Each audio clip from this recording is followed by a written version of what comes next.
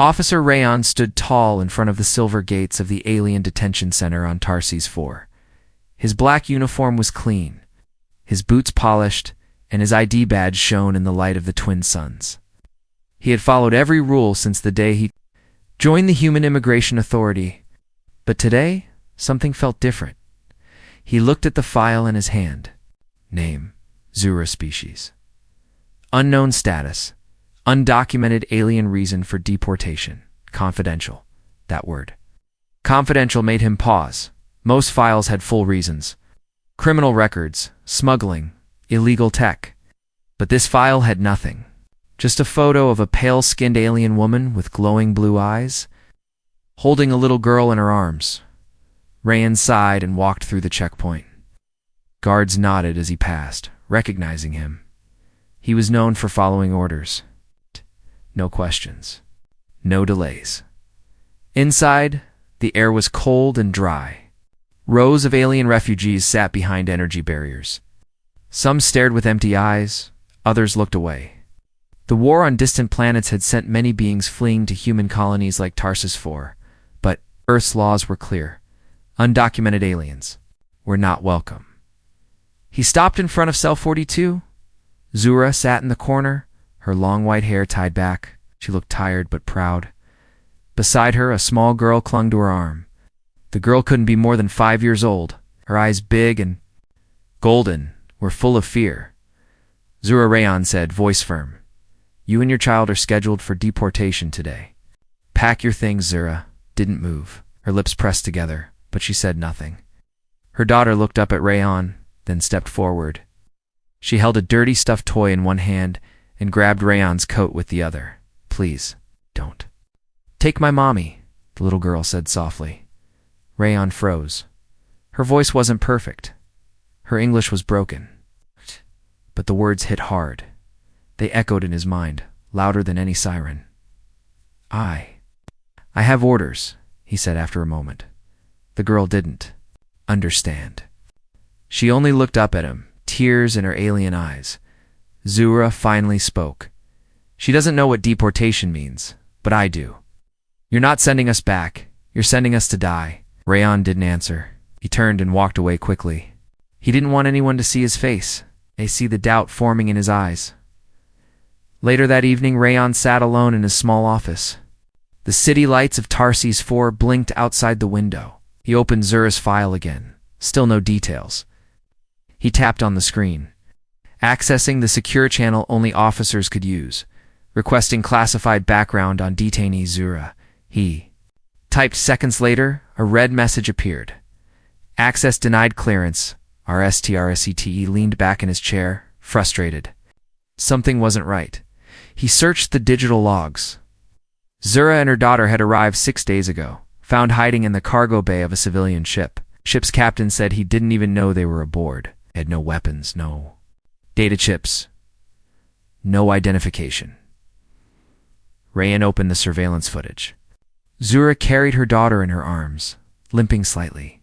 She looked weak, but not dangerous. And yet, she was on the top of the deportation list. He shook his head. "Why the rush?" His door buzzed. Guard stepped in and handed him a tablet. "Tomorrow's first wave deportation list," the guard said. Rayon nodded. The guard left. He looked at the list. Zura's name was at the top. Suddenly his screen blinked. A hidden file opened. Something tagged extermination list. Category Z. Rayan's breath caught in his throat. Zura's name was there, next to it in red letters. Eliminate after deportation. He stared at the words, then at the little girl's photo from earlier, the one who had said, "Please don't take my mommy." His hand trembled slightly. The next morning, he walked back to cell 42. Zura stood ready, holding her child, eyes calm but hollow. "Are you here to take us?" she asked. Rayan looked around. No cameras nearby. "No," he said softly. "I'm here to ask you a question." Zura tilted her head. "Why now? What are they hiding?" he asked. Zura sighed. "They don't want the galaxy to know what they did to my people. My daughter and I, we're proof." The little girl hugged her mother tightly, Rahan stared at them, mother and child, hunted not because they were dangerous, but because they were evidence. Please, Zura whispered. Don't let her grow up without me. Rayan looked away. His duty and his heart were at war, and for the first time in his life, duty was losing. Rahan could not sleep that night. The little girl's voice haunted him. Please, don't take my mommy. He had heard many cries. In his job, angry aliens, begging refugees, shouting protesters. But this had been different. Her voice wasn't angry, it was soft, scared, and full of hope. Hope that he would do the right thing. He sat at his small table, staring. At his datapad, he tapped open Zura's file again. Everything was too clean. No red flags, no criminal history, no violent actions. Just her name, her species marked unknown, and a few words saying she was in violation of immigration law. His eyes, why would someone like her be on an extermination list? He tapped deeper into the system, using a hidden admin tool known only to officers with special clearance. It was risky, could lose his job, maybe even be arrested. But something inside him had changed. He wasn't just an officer now. He was a man who saw a mother about to be taken from her child. And for what? The system opened another page, a black folder, restricted data. He tried the code of his old mentor, an officer who had once taught him how to bypass clearance locks. It worked. Inside the folder was a short video. Grainy, it showed a group of humans in military uniforms walking through a burning alien village. Screams echoed in the background. A child, not Lena, but one that looked like her, ran out. With glowing golden eyes, one soldier shouted, "Get rid of them before their blood spreads." Then the video cut off. Rayan's heart pounded. What blood? He scrolled down. A document explained it. Simple but horrifying. Zura's people were survivors of an ancient planet war. Their DNA had the ability to reverse radiation damage. There. Blood could heal environments destroyed by nuclear weapons. But the military feared this secret might reveal that humans had bombed peaceful colonies in the past. So instead of celebrating the miracle, they silenced it. And now, Zura and her daughter were being sent back, not to their home, but to die on a dead world. Alone, Rayan stood by his window. The lights of Tarsis were blinking in the darkness. He thought about rules. Rules had kept the system clean. Rules had kept him safe. But tonight, the rules felt like chains. He picked up his communicator and called someone he hadn't spoken to in years. An old friend who now worked in human rights investigations. The voice on the other end answered, "Groggy Rayan? Is that you?" "I need a favor," Rayan whispered. Off the record, the voice hesitated. "This isn't like you." "I found something," Rayan said, "about an alien mother and her daughter. They're being deported tomorrow. But it's not just deportation, it's something darker." There was a pause. "I'll see what I can dig up," the voice replied. "Send me their names." Rayan did, then sat back, fingers shaking slightly. The next morning, Rayan returned to the detention center. He wasn't supposed to visit Zura again until the transport arrived. But he told the guards he needed to verify her medical file. Inside cell 42, Zura sat awake, alert. Her daughter was asleep on her lap. "You came back," Zura said quietly. "I saw the file," Rayan whispered. "I know the truth." Eyes narrowed. "And now, what will you do?" "I don't know," he admitted. She looked down at her sleeping daughter. "Lena doesn't know what death is. She thinks deportation means we go to another city. She still believes in people, in humans." Rayan looked at the girl. Her small hand twitched in sleep. "Why didn't you run?" he asked. "I had no strength left," Zura replied. "I thought maybe someone here would listen. Maybe someone still had a heart." Her words cut deep. He stood to leave. "I don't know what happens next," Rayan said, "but I'll be back before the transport comes." Zura nodded. All I can hope for. Back at his station, an alert buzzed on his pad. Incoming message, "Hi, PROITY," was from his old friend. He opened it. "You were right. Someone has been deleting files. Zura's people were under protection status 5 years ago. That order was erased. Someone doesn't want them protected anymore. I found coordinates tied to a secret off-world drop zone, I think. It's an execution site. Rahan dropped the pad. This wasn't just about rules now. It was about murder. He looked at the time. The deportation ship would arrive in just 7 hours. And now he had to choose follow the system or break it to save 2 lives and maybe, just maybe, his own soul. Midnight fell over Tarsus for like a blanket of smoke. The streets were quiet, the sky above full of distant stars, peaceful but watching. Inside the alien holding zone, all lights dimmed for rest mode. The guards yawned at their posts' eyes, heavy. Unaware of the storm about to come, Officer Rayon walked through the shadows. He wore a standard technician's jacket, not his usual uniform. Owie. His face was covered with a thin mask that hid his ID from the scanner eyes above. In his hand, he held a stolen keycard and a tiny pulse blocker. Both illegal, both risky.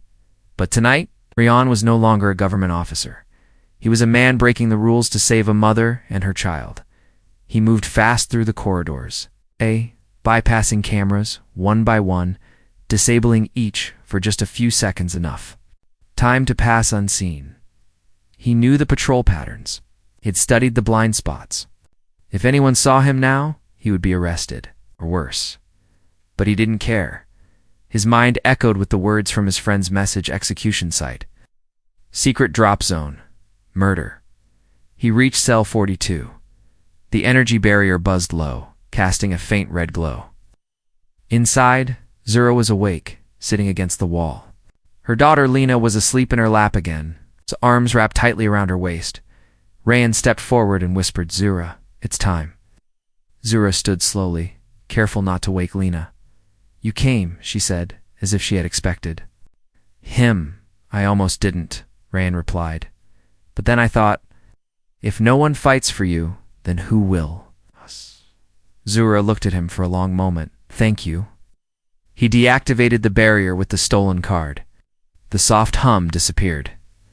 Zura lifted Lena gently and followed him. They moved like ghosts through the hallway, every footstep quiet. Rayan led them through the old maintenance tunnels, now unused and full of dust. The air smelled of metal and oil. Pipes hissed around them. Zura walked with quiet grace, her long silver hair tied back. Lena clung to her mother's chest, still. Sleeping as they reached the end of the tunnel, Rayon stopped, turned to them. "There's a transport bay outside the wall," he whispered. "I hid an old cargo loader there. It's not fast, but it'll get us away." Zura nodded. "Where will we go?" "I don't know yet," Rayon admitted. "But I have a friend off-world. She might help." They pushed open the metal hatch. At the tunnel's end, cold wind hit their faces. The desert air of Tarsus 4 was sharp at night, full of dust. The cargo bay stretched ahead, empty, silent. But something felt wrong. Rayan's instinct screamed suddenly from the shadows. A red laser beam sliced through the dust. It missed Rayan by inches. He dropped to the ground and shouted, "Get down!" Zura rolled behind a stack of metal crates, shielding Lena with her body. A mechanical voice echoed across the bay loud. "Cold. Officer Rayan, you are under arrest for treason. Lay down your weapon and surrender the alien fugitives." The spotlight flashed on, blinding. From the other side of the bay, a squad of armored guards stepped forward.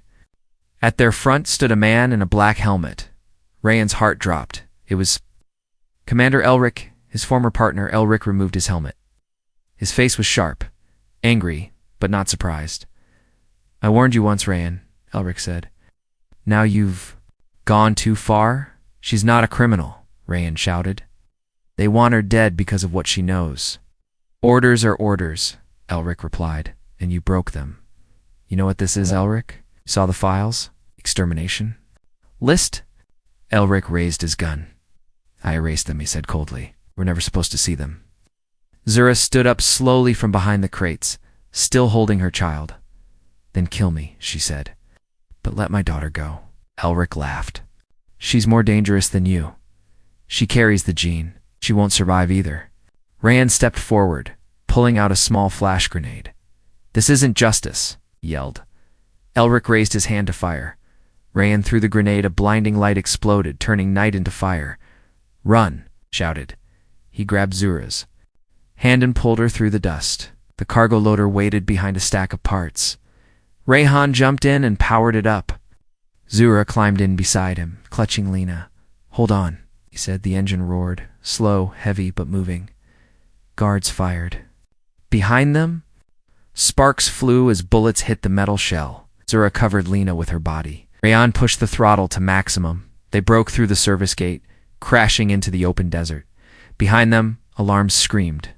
Drones rose into the sky, but Rayan didn't stop. He had crossed the line, and now would run to the end of the galaxy if he had to, for the little girl who said, "Please, don't take my mommy."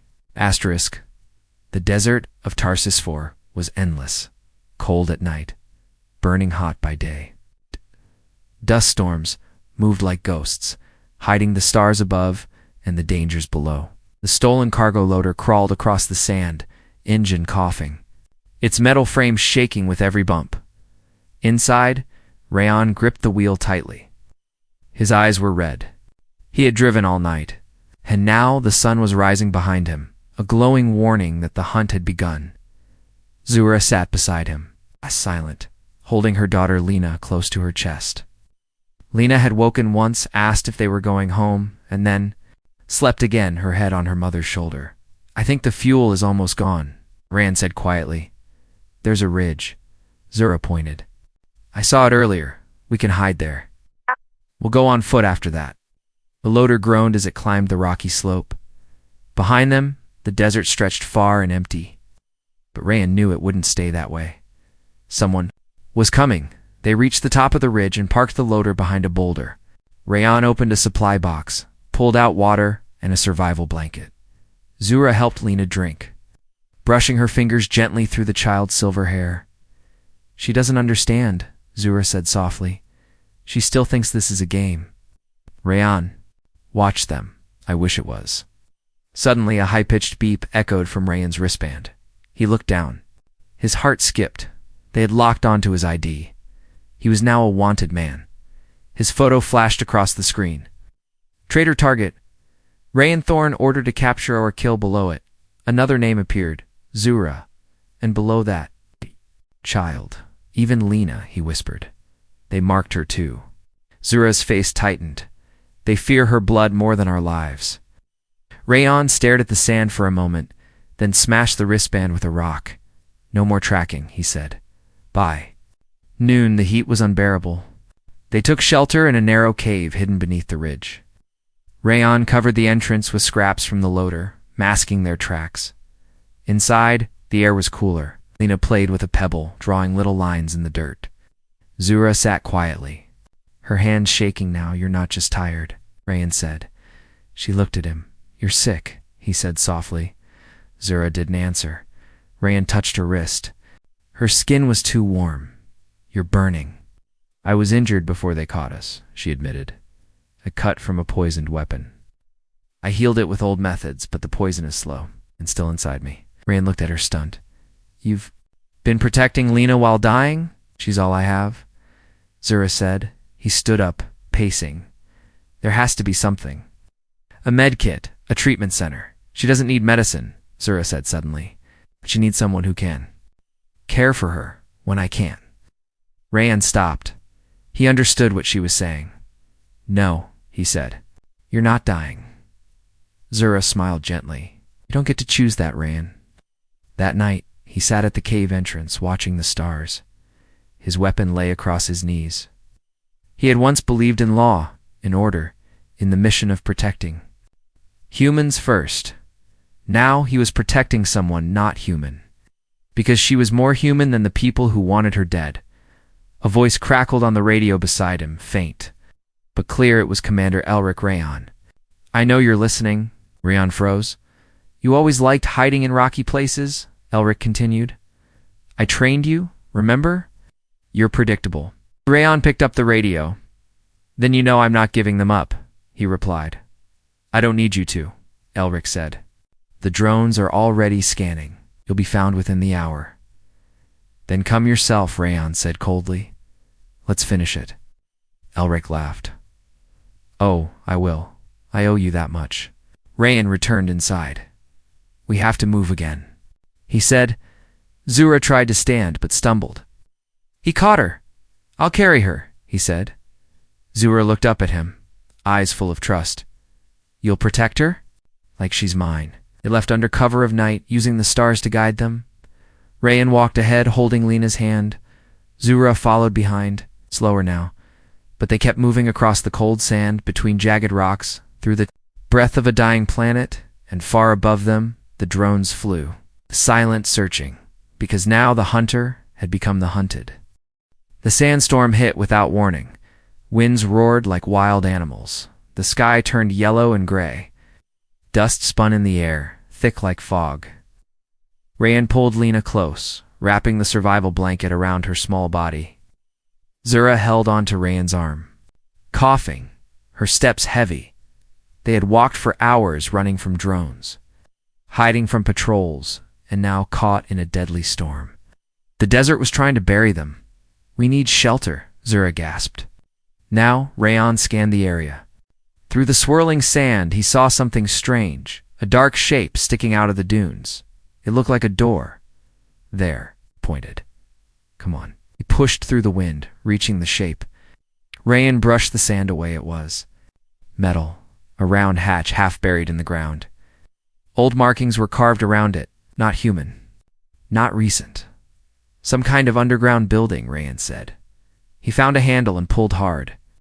With a loud creak, the hatch opened, and the three of them climbed inside. Inside, it was dark and cold. The air was thick with dust, but breathable. The metal walls hummed faintly. Rayan switched on a light from his gear. It shined across old machines, broken tables, and shattered screens. This is ancient, he whispered, but still alive. Zura touched the wall. Symbols lit up under her fingers, glowing softly. This place was built by my people, she said, long ago. Rayan stared at her. You knew this was here? No, she replied. But we built many hidden places across the stars, before the war. This one remembers us. Lena stepped forward, touching the glowing wall with her tiny hand. A pulse of light spread through the room. Machines blinked to life. The floor shook gently. What did she do? Rayan asked. Zura's voice was low. She activated the core. Only those with the gene can do that. Rayan looked down at Lena, then back at the machines. Then maybe this place has answers. They explored deeper. Lights guided them through tunnels underground, rooms full of data storage, old samples, and strange crystals growing from the walls. In one chamber, Rayan found a glowing cylinder. Inside floated a silver liquid, pulsing slowly. A screen beside. It showed human DNA, and next to it, alien DNA with one word flashing, C-U-R-E. Zura stepped beside him. This is what they're trying to hide, she said. Our blood can fix what their bombs destroyed. She pointed at the screen. Radiation, infection, sterile land. Our people were born after surviving all of it. Our bodies adapted, changed. Lena's blood is even stronger.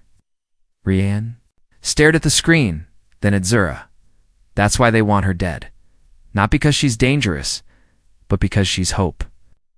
Zura nodded slowly. But hope scares those who want control. Suddenly, a warning light blinked in the hallway. A silent alarm motion outside. Rayan rushed to a security screen.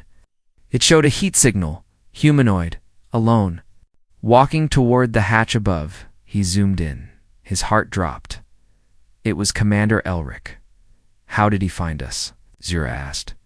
Rayan shook his head. He trained me. He knows how I think. Lena hid behind her mother, clutching her toy. He's alone, Rayan said. But for how long? Zura placed a hand on Rayan's arm. You go talk to him, she said. Keep him busy. I'll prepare something, in case we must run again. Rayan climbed back to the surface. The storm had passed. The sky was dark now, full of stars. LRIC stood near the hatch. Weapon lowered. I should shoot you, he said. But you didn't. Rayan replied. You always had a soft heart, Elric said. That's what made you weak. Oh. Rayan said. That's what made me human. Elric stepped closer. You found the lab, didn't you? Yes, Rayan answered. I saw everything. The cure, the lies. They'll never let it out, Elric said. Even if you escape, the truth dies in silence. Rayan stared at his old partner. Then I won't stay silent. Elric raised his gun. Rayan raised his hands empty. I'm not fighting you, but I won't let you hurt them either. A noise behind them, metal shifting. Zura had opened the hatch behind Rayan. Lena stood beside her, holding the glowing silver cylinder. The light hit Elric's face. He froze. What is that? Rayan spoke quietly. That's the future. Something bigger than orders. Bigger than fear. Elric's gun lowered slightly. Then he turned and walked away into the dark. I never saw you, he said. Don't make me change my mind. Back inside, Rayan closed the hatch and locked it. Jar placed the silver cure into her pack. You didn't shoot him, she said. He didn't shoot me, Rayan replied. You think he changed? No, he said, but maybe. Maybe his silence means we still have time. Zura looked at Lena, the girl with golden eyes, born with the power to heal what war had broken. They had found more than shelter. Beneath the sand, they had found the truth now. They had to carry it across a galaxy that didn't want it heard. Asterisk. Dawn touched the horizon of Tarsisphur with blood-red light. Below the surface, inside the ancient lab, the walls hummed with quiet energy. Machines flickered. The cure, stored in a glowing silver vial, pulsed like a heartbeat, the last hope for planets destroyed by war. Zura packed supplies with shaking hands. Her sickness was worse now. Her skin was pale, her breathing short. Still, she moved with purpose. Rayan watched her in silence. You shouldn't be standing, he said gently. I have two, Zura replied. There's not much time. Lena sat beside a terminal, drawing stars on a dusty panel with her finger. She didn't understand how serious things had become, and maybe that was a blessing. Rayan walked over and knelt beside her. Starlight, he whispered. You ready to go on another trip? She nodded, smiling. Zura placed the silver vial in a metal case and locked it. This is everything now. Not me. Not even Lena. This truth. But we won't leave you, Rayan. Said, you're coming too. Zura didn't answer. Her silence said everything suddenly. Alarms blared. The lab lights turned red. Rayan rushed to the monitor. Multiple signals. Dozens of heat signatures. Drones, soldiers, ships. The location had been found. Zura stumbled there. Here, she whispered. Rayan grabbed his blaster and the case. We still have the old launch tunnel. It leads to the mountain path. He looked at Lena. Stay close to your mom, all right? Lena nodded, eyes wide. They ran through the old tunnels, dust falling from the ceiling as the outer doors shook. From explosive charges, the military was forcing entry. Zura coughed hard, nearly falling. Rayan caught her. No more running, she said weakly. We send the message. What? Zura pulled a data crystal from her pocket. I copied. Files, the cure, the history, the war crimes, it's all here. Upload it to the broadcast tower. Let the galaxy see the truth. Rayan's eyes widened. But that tower's outside the city. They'll expect us to go there. Then we'll surprise them, Zura said, her voice barely a whisper. I'll lead them the other way. No, Rayan said firmly. I won't leave you behind. You must, she said. For Lena, for everyone. Lena looked up at her mother. Mommy, are you scared? Zura bent down and kissed her forehead. Only of losing you. They reached the split in the tunnel. One path led east into two. The desert. The other west toward the communication tower hidden in the mountains. Zura pressed the crystal into Rayan's hand. Go west. You have the strength. Rayan stared at her, heart torn. You deserve to live. Zura smiled, but it was sad. I've already lived, Rayan, but Lena hasn't. A deep boom shook the tunnel. They were out of time. Arawain picked up Lena. Zura handed him the metal case. "Tell them," she said, "that we wanted peace, not war." Rayan ran, not looking back, but behind him. Zura turned and walked alone into the east tunnel, toward the sound of soldiers, toward the end. Hours later, Rayan climbed the mountain path with Lena wrapped in a blanket. She was quiet now, tired from fear and loss. The tower stood tall, old but functional. Hidden inside a cave, he activated the system and uploaded the data crystal. Screen after screen flashed to life images. Files, videos, Zura's people, their healing DNA, the burned villages, the bombs, the betrayal. He activated the galaxy-wide signal. The truth went out like a shockwave. Within minutes, worlds began receiving it. Across colonies and cities, humans, aliens, refugees, soldiers, people saw the truth. And they were angry. Back on Tarsisfer, Commander Elric watched the signal on his command ship. He knew what it meant. Their lie was exposed. People were already marching.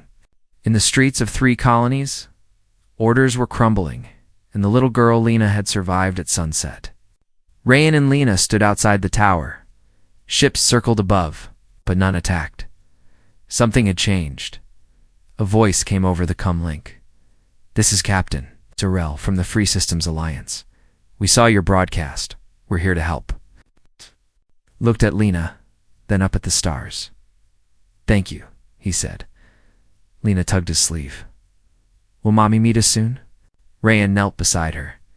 "She's already with us," he said softly, placing a hand on her heart. "In here," Lena looked at the sky. "I'll tell everyone her story," she whispered. "You will," Rayan said. "And one day, they'll thank her." In a broken galaxy full of fear and silence, one voice had spoken. One mother had sacrificed, and one human had listened. Together, they changed everything. Asterisk. 1 year later, the skies over New Haven Colony were clear and blue, the kind of blue that meant freedom, not control. Children played in the tall grass, laughing as drones buzzed overhead, not for war, but for farming and delivery. The world had changed, because one story had changed it. That story started with a simple message, a cry from a little girl. "Please don't take my mommy." Now, her voice had reached 1,000 worlds. Rayan stood at the top of the education dome, looking down at the city below. New Haven wasn't just a colony anymore. It was the new heart of the Free Systems Alliance, a place built by humans and aliens together. He wore no uniform now, no badge, just a simple coat and boots. On his shoulder sat a silver pin, the Zura emblem, worn by those who believed in peace through truth. Behind him, a soft voice spoke. "She's ready." He turned to see Lena, now a year older. She wore a clean white tunic, her long silver hair braided neatly, and in her hands was a scroll, her speech for the memorial. She wrote it herself, teacher said with a smile. Rayan knelt beside. "Lena, you sure you want to do this?" Lena nodded, Mommy said. "If you speak from the heart, people will hear you." He smiled. "Then they'll hear you loud and clear." Down at the Memorial Plaza, thousands had gathered. Humans, aliens, children, elders, all standing together beneath a silver statue. The statue showed a woman holding a small child in one arm, while the other arm was stretched forward, offering something glowing in her palm. It was Zura. At the base of the statue, the words were carved. "She gave us the truth, we gave her our future." Lena stepped onto the stage. The crowd fell silent. She looked out, eyes calm. "My name is Lena," she began, voice clear. "I am the daughter of Zura. You all know what she did. But I want to tell you who she was. She wasn't a fighter. She didn't carry a weapon. She didn't want to lead a war. She just wanted to live. She wanted to protect me. She wanted to grow flowers. She wanted the stars to be kind to us again." Lena paused, then smiled softly. "When the world turned its back, one man didn't. He listened. He helped. Because of him, my mother's voice reached the stars. She held up the scroll. This is not just her story. It's all of ours now. We must protect each other, listen to each other, and fight only for peace. The crowd began to clap softly. Then louder tears rolled down Ryan's cheek. He looked at Lena, not just as a survivor, but as a leader. Later that evening, as the stars lit the sky, Ryan and Lena sat near a quiet hill overlooking the colony. A tree grew there, planted in Zura's memory. Its leaves shimmered silver. Under moonlight, just like her hair. I miss her every day, Lena said. I know, Ryan replied. But she lives through you. Lena looked up. Do you think the stars can hear me? Yes, Ryan said. I think they're proud. She leaned against him. Will you always stay with me? She asked. He smiled. As long as you want me to. She whispered. Then I want forever. Over the next months, the Zura Act passed across more than 50 systems. Refugees were given protection. Genetic healing research was open to all species, and the crimes of the past. The silence, the bombings, the extermination plans were brought into light and judged. Ryan was offered medals. He refused them all. He didn't want to be remembered as a hero, just as someone who listened to a little girl one day. A traveler arrived at New Haven, an old alien scholar who had followed Zura's story across the stars. He handed Lena a crystal. It contains your mother's last words. He said Lena played it that night. Zura's soft voice filled the room. My sweet Lena, if you are hearing this, it means I am gone. But know this, your heart is strong. Your soul is brighter than any sun. Don't let them make you forget that. Love humans, even when they fail, and forgive them, because some will rise, like Rayan did. And with them, you will build a home. Rayan held Lena as she cried, not from sadness, but from love. Years later, Lena became the first ambassador of the new United Colonies, a symbol of peace and rebirth. And behind every speech she gave, every life she touched, one truth remained. Began with a mother's love, a human's choice to believe in it.